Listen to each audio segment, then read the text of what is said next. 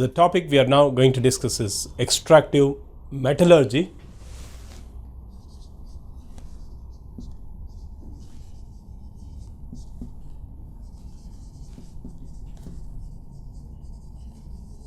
Under this, we will be discussing extraction of some important metals.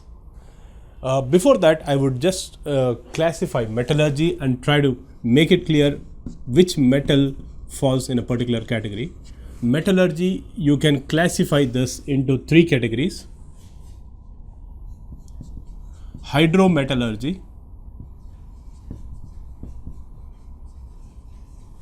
then you have pyrometallurgy,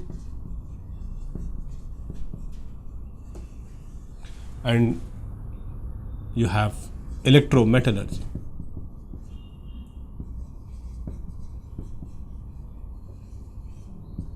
In hydrometallurgy, we extract metal from aqueous solution by metal displacement reaction.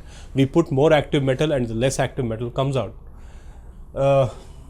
Here we have two important cases to discuss: silver and gold. These two metals we are going to extract by what is called as hydrometallurgy. You will learn about details about what is hydrometallurgy and how these metals are extracted in the next section.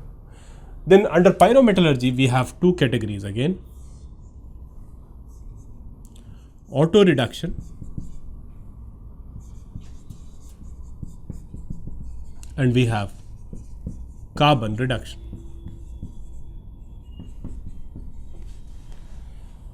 In auto reduction, metal sulfide reduces its own oxide.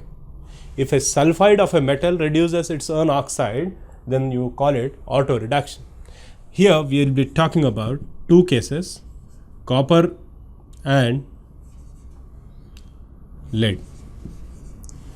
These two metals are extracted by what is called as auto reduction. Then you have carbon reduction. Here we either use carbon or carbon monoxide as a reducing agent. If carbon or carbon monoxide is responsible for reduction, it is described as carbon reduction. These two come under pyrometallurgy because we subject the ore to high temperature.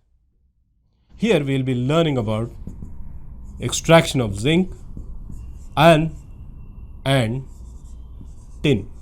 These three cases we are going to discuss under carbon reduction. Under electrometallurgy, we will be talking about magnesium and aluminium.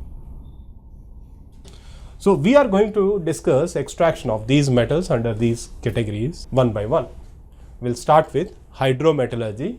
The two important metals which are extracted by this method are silver and gold.